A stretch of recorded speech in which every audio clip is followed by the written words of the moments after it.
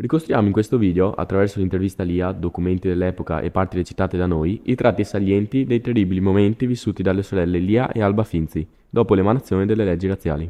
Gli studenti ebrei vennero allontanati dalle scuole pubbliche. Ecco il racconto di Lia. In terza elementare, alla scuola Rinier Michel, uscivo durante l'ora di religione. In quarta, uscivo assieme a due compagne ebrei, con la maestra Fleischner, anche lei ebrea. Era tutto qua il mio ebraismo. Arrivai in classe, in quinta, quella mattina del 1° ottobre. Non c'erano più né la maestra Fleischner né le mie due compagne di classe ebrei. E c'era una bellissima maestra, giovane, rossa di capelli, mi era piaciuta tanto perché io ero abituata con la vecchia maestra Fleischner. E invece c'era questa magnifica maestra. Entro in classe e mi dice: Finzi, prendi i tuoi quaderni di buona dall'armadio e vai a casa. Adesso abiti qua vicino, puoi andare anche domani. Sempre, mai più. Ero piccola, non sapevo che il ministro della pubblica istruzione aveva ordinato di fare pulizia nelle scuole. Furono mandati via non solo i bambini e i ragazzi dalla materna all'università, ma anche tutti gli insegnanti ebrei. Corsi a casa, volevo che i miei genitori mi spiegassero perché questa maestra mi mandava via. Fu mio padre a spiegarci che leggi discriminatorie erano la ragione di questo trattamento ingiusto. Intanto è arrivata mia sorella, che era al Tomaseo, disperata. Aveva 5 anni più di me. Nessun professore ha preso posizione, nessuno che abbia detto una parola, che si sia alzato, che abbia detto perché ti mandano via. Frequentavo il Tommaseo. Fu improvvisamente chiamata in presidenza. Il preside, con freddezza, mi disse: «Raccogli i tuoi libri e non tornare più. Sei radiata da tutte le scuole del regno». Nonostante avessi una madre cattolica, dovevo lasciare la scuola perché ero di razza ebraica. In classe, l'indifferenza e lo sguardo freddo mi fecero sentire un'estranea.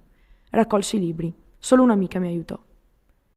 Ad Alotto l'ha aiutata a raggruppare i libri che aveva a scuola, l'ha accompagnata fino alla porta e Alba, disperata, è arrivata a casa. Non posso più andare a scuola. La mia amica Ada veniva a casa mia tutti i giorni a portarmi compiti e studiavamo insieme. A scuola le mie compagne volevano il mio posto. Lei si impose e quel banco è rimasto vuoto fino alla fine dell'anno.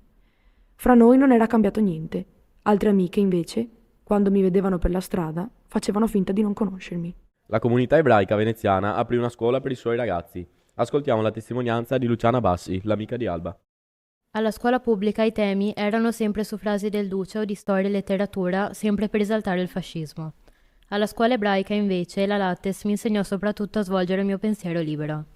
A febbraio si aprì la scuola media ebraica al Ponte Storto del campo Santi Filippo e Giacomo. Fu una scuola di libertà e tolleranza stimolante e formativa.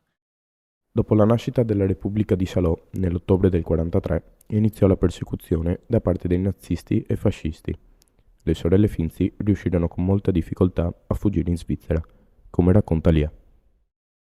Era il ministro allora degli interni, disse alla radio: da domani tutti gli ebrei verranno reclusi in campi di internamento, e fu da lì che fuggimmo.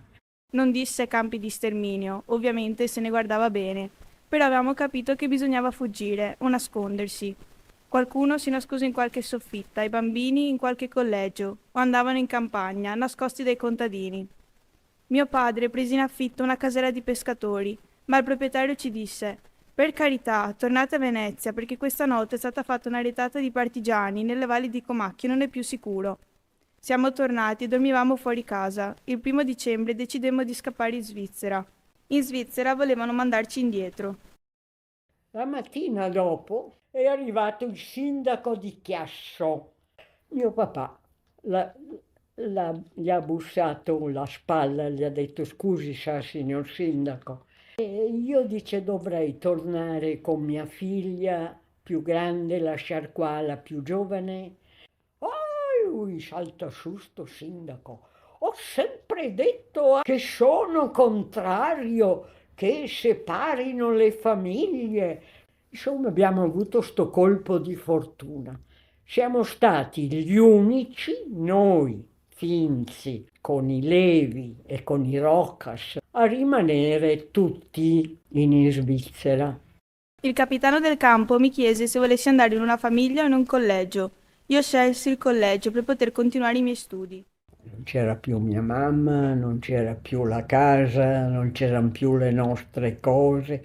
Il ritorno, triste, però sentivo la necessità di studiare, di recuperare i 2 anni di scuola perduti, di aiutare i più deboli, i bambini, per quello che avevano subito. Il ritorno non fu facile, ma quando si hanno 16-17 anni si ha voglia di vivere e andare avanti.